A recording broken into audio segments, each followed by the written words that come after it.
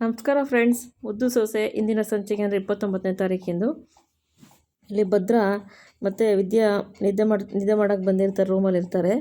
ಆವಾಗ ಭದ್ರ ಏನಂತಾರೆ, ಅಮ್ಮಿ ಯಾಕೋ ಸಾನೇ ಸೆಕೆ ಅಮ್ಮಿ, ಸೆಕೆಗಾಲ ಅಲ್ವೇ? ಯಾರು ಹೇಳಿದ್ದು ನಿಮಗೆ ಈ ಸೆಕೆಗಾಲ ಅಲ್ಲ, ಮಳೆಗಾಲ ಶುರುವಾಗದೆ ಅಂತ ವಿದ್ಯೆ ಹೇಳ್ತಾಳೆ. ಹಂಗಲ್ಲ ಕಣಮ್ಮಿ, ಆಚೆಲ್ಲ ಓಡಾಡ್ತೀವಲ್ಲ ಬಿಸಿಲಲ್ಲೆಲ್ಲ, ಒಸಿ ಸೆಕೆ ಕಣಮ್ಮಿ ಅಂದಾಗ, ಓ ಹೌದೇ, ಇದ್ರೂ ಇರ್ಬೋದೇನೋ ಅಪ್ಪ ಅಂತ ಅಂದ್ಬಿಟ್ಟು ವಿದ್ಯೆ ಅಂತಾಳೆ. ಅದಕ್ಕೆ ಕಣಮ್ಮಿ, ನಾಳೆ ಚೆನ್ನಾಗಿ ಮೈಕೈ ತಿಕ್ಕೊಂಡು ನೀರು ಉಯ್ಕೋಬೇಕು ಅಂತ ಅಂದ್ಬಿಟ್ಟು ಭದ್ರ ಹೇಳ್ತಾರೆ.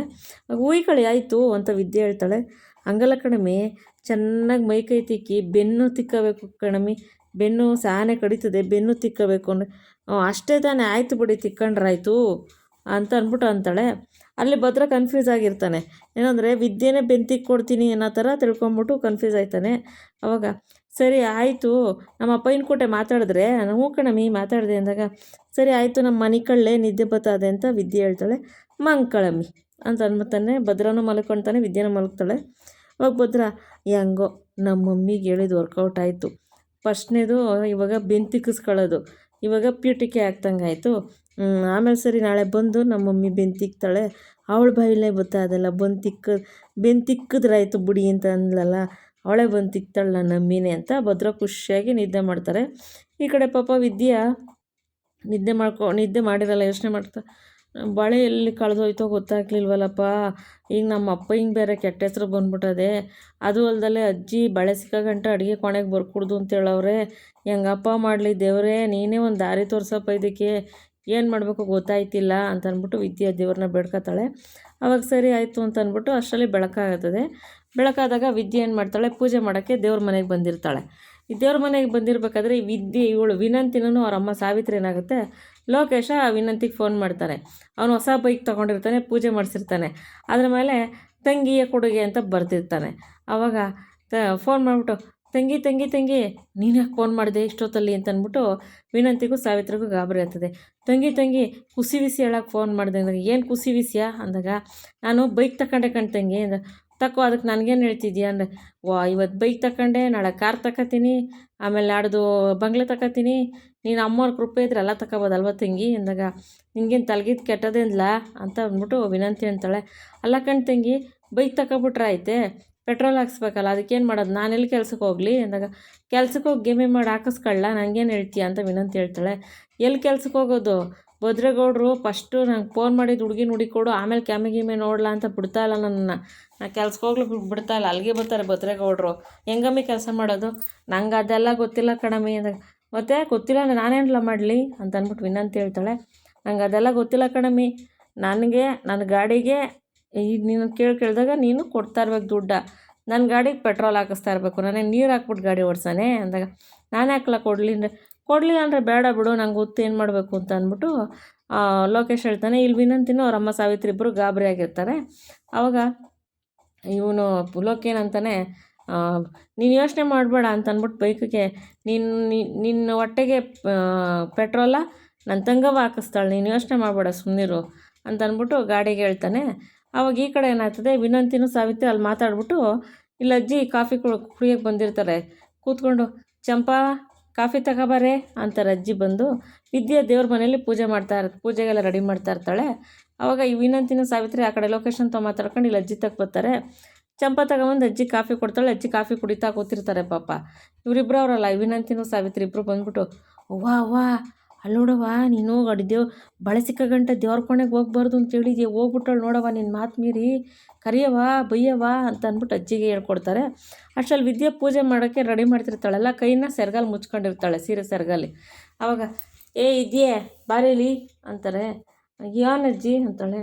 ನಿನ್ಗೆ ಎಷ್ಟು ಕಿತ್ತಾನೆ ಹೇಳೋದು, ಅಲ್ಲ ಕಣೆ ನಿನ್ಗೆ ಹೇಳಿದ್ಮೇಲೆ ಅರ್ಥ ಆಗಕ್ಕಿಲ್ವೇನೆ, ನಿನ್ಗೇನು ಮಾನ ಮರ್ಯಾದಿಲ್ವೇನೆ, ಎಷ್ಟೊತ್ತಿ ಹೇಳ್ಬೇಕೆ, ಏನೋ ಹೇಳ್ಕೋತಾಳೆ ಹುಡುಗೇನು ಇದು ಮಾಡೋದು ಅನ್ನೋದು ದುರಹಂಕಾರನ ನಿನಗೆ, ನನ್ನ ಮಾತು ಅಂದರೆ ಅಷ್ಟೊಂದು ನಿನಗೆ ಅಹಂಕಾರ ಪಡೋ ಅಷ್ಟೇ ನಿನಗೆ ಅಂದಾಗ, ಯಾಕಜ್ಜಿ ಏನಾಯಿತು ಅಂದಾಗ, ನಿಂಗೇನು ಹೇಳಿದೆ, ಬಳೆ ಸಿಕ್ಕಗಂಟ ಅಡುಗೆ ಕೊನೆಗೆ ದೇವ್ರ ಕೊನೆಗೆ ಬರ್ಕೊಡ್ದು ಅಂತ ಹೇಳಿಲ್ವೇನೆ ನಿನಗೆ ಅಂತ ಅಂದ್ಬಿಟ್ಟು ಅಜ್ಜಿ ಅಂತಾರೆ. ಆವಾಗ ಮೋಹನ ಅತ್ತೆ ಅದು, ಮೋಹನ ಸುಮ್ಮನಿರೆ, ಅವಳು ಪರ ವಕಾಲತ್ತು ವಹಿಸ್ಕೊಂಡು ಯಾವಾಗಲೂ ಬಂದುಬಿಡ್ತಾಳೆ, ಇವಳು ಯಾವಾಗಲೂ ಅವಳು ಬರೋದೆ, ಏನೇ ಹಿಂಗೆ ಹೇಳಿಲ್ವೇನೆ, ಬಳೆ ಸಿಕ್ಕಾಗಂಟ ಅದು ನಮ್ಮ ತಲಾಂತರದಿಂದ ಬಂದಿರೋ ಬಳೆ ಸಿಕ್ಕಾಗಂಟ ಅಡುಗೆ ಕೋಣೆಗಾಗಲಿ ದೇವ್ರ ಕೋಣೆಗಾಗಲಿ ಹೋಗ್ಬಾರ್ದು ಅಂತ ನಿನ್ಗೆ ಹೇಳಿಲ್ವೇನೆ? ಇದೇನಿಲ್ಲ ನಿಮ್ಮ ಮಟ್ಟಿಲಿ ನಿನ್ಗೆ ಹೇಳ್ಕೊಟ್ಟಿರೋದು ನಿಮ್ಮವ್ವ ಈ ಥರನೇ ಹೇಳ್ಕೊಟ್ಟವಳ? ಯಾರ ಮಾತು ದೊಡ್ಡವ್ರ ಮಾತು ಕೇಳಬೇಡ ಅಂತ ದುರಾಂಕಾರದ ಮಾತುಗಳ ಇದನ್ನ ಹೇಳ್ಕೊಟ್ಲಲ್ವ ನಿಮ್ಮವ್ವ ಅಂತ ಅಂದ್ಬಿಟ್ಟು ಅಜ್ಜಿ ಪಾಪ ಬೈತಾನೆ ಇರ್ತಾರೆ. ಆಗ ವಿದ್ಯೆ ಅಳ್ತಾನೆ ಇರ್ತಾಳೆ. ಅವಾಗ ಇಲ್ಲ ಕಣಜ್ಜಿ, ಅದಲ್ಲ ಕಣಜ್ಜಿ. ಏನು ಅದಲ್ಲ? ಹಿಂಗೆ ಹೇಳಿದ್ಮೇಲೆ ಇನ್ನೇನಕ್ಕೆ ಹೋದೆ ನೀನು ಅಂದಾಗ ಅವಾಗ ಈಶ್ವರಿನೂ ಚಿತ್ರಲ್ಲಿ ಅಲ್ಲಿಗೆ ಬಂದು ನೋಡ್ತಾ ನಿಂತಿರ್ತಾರೆ. ಅವಾಗ ಅದನ್ನ ಅಲ್ಲ ಕಣವ ಅತ್ತೆ, ಇಲ್ಲಿ ನೋಡಿ ಇವಳು ಕೈಲಿ ಬಳೆ ಐತೆ, ಬಳೆ ಇದ್ಬಿಟ್ಟು ಅವಳು ಪೂಜೆ ಮಾಡೋಕ್ಕೆ ಹೋಗಿರೋದು. ಹಾಂ, ಬಳೆ ಐತಾ ಅಂತ ಅಂದ್ಬಿಟ್ಟು ಅಜ್ಜಿಗೂ ಶಾಕ್ ಆಗ್ತದೆ. ಈ ಕಡೆ ಈಶ್ವರಿಗೂ ಇವಳು ಮೋಹನ ಇದು ವಿನಂತಿಗೂ ಅವರಮ್ಮ ಸಾವಿತ್ರಿಗೂ ಕೂಡ ಶಾಕ್ ಆಗ್ತದೆ ಬಳೆ ನೋಡಿದ ತಕ್ಷಣ. ಯಾಕೆಂದರೆ ವಿನಂತಿನೇ ಬಳೆ ಕದ್ದುಬಿಟ್ಟು ಮುಚ್ಚಿಕ್ಕಿರ್ತಾಳಲ್ಲ, ಅದು ಹೆಂಗೆ ಸಿಕ್ಬಿಡ್ತು ಅಂತ ಶಾಕ್ ಆಗ್ತದೆ. ಅವಾಗ ವಿದ್ಯೆನ ಕೈಲಿ ಬಳೆ ನೋಡ್ಬಿಟ್ಟು ಅಜ್ಜಿ ಓ ಬಳೆ ಇದ್ದತ್ತೆ ಅಂದ್ಬಿಟ್ಟು ಸುಮ್ಮನೆ ಆಯ್ತಾರೆ. ಅಷ್ಟೊತ್ತು ಕಾಲ ವಿದ್ಯೆಗೆ ಮೋಹನ್ ಅವರೇ ಬಳೆ ತಂದುಕೊಟ್ಟಿರ್ತಾರೆ ಫಸ್ಟು. ಅವಾಗ ವಿದ್ಯೆ ಹೇಳ್ತಾ ಇರ್ತಾಳೆ, ಏನಪ್ಪ ಮಾಡೋದು, ನನ್ನ ಬಳೆ ಎಲ್ಲಿ ಕಳೆದೋಯ್ತೋ ಗೊತ್ತಿಲ್ಲ, ಈಗ ನನ್ನ ತವ್ರ ಮನೆ ಕೆಟ್ಟ ಹೆಸರು, ಏನಪ್ಪ ಮಾಡೋದು ಅಂತ ಯೋಚನೆ ಮಾಡ್ತಿರ್ತಾಳೆ. ಅಷ್ಟರಲ್ಲಿ ಮೋಹನ್ ಅವರು ವಿದ್ಯಾ ನೀನು ಬಳೆ ಸಿಕ್ತು ಅಂತ ತತ್ತಾರೆ. ಅತಿ ಎಲ್ಲಿತ್ತತ್ತೆ ಅಂದಾಗ ಅಡುಗೆ ಕೋಣೆಯಲ್ಲಿ ಕಸಿನ ಬುಟ್ಟಿ ಅದೆಲ್ಲ ಅಲ್ಲಿ ಬಿದ್ದಿತ್ತು ಕಣ್ ಅಡುಗೆ ಕೋಣೆಲ್ಲ ನಾನು ಇಲ್ಲಿಕ್ಕಿದ ಬಳೆ ಅಲ್ಲಿಗೆ ಹೆಂಗತ್ತೆ ಹೋಯ್ತು ಅಂತ. ಏನೋ ಕೆಲಸ ಮಾಡೋಕೆ ಬಿದ್ದೋದೇ ಕಣ್ ಬಿಡವ, ಅದಕ್ಕೆ ಯೋಚನೆ ಮಾಡಬೇಡ ಅಂದಾಗ ಅತ್ತೆ ನೀವು ಇವತ್ತಿಗೆ ಬಳೆ ಕೊಟ್ಟಿದ್ದು ನಾನು ತವ್ರ ಮನೆ ಮಾನ ಮರ್ಯಾದೆಲ್ಲ ಉಳಿಸ್ಕೊಟ್ರೆ ಕಣತ್ತೆ, ನೀವು ದೇವ್ರ ಕಣತ್ತೆ ನನಗೆ ಅಂತ ಕಾಲಿಗೆ ಬೀಳ್ತಾಳೆ.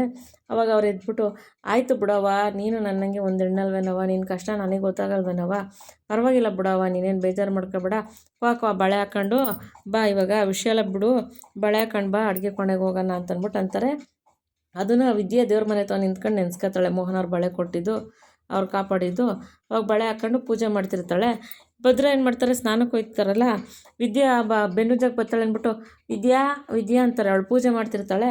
ಆಗ ಅಲ್ಲಿ ಗೌಡ್ರು ಬರ್ತಾರೆ.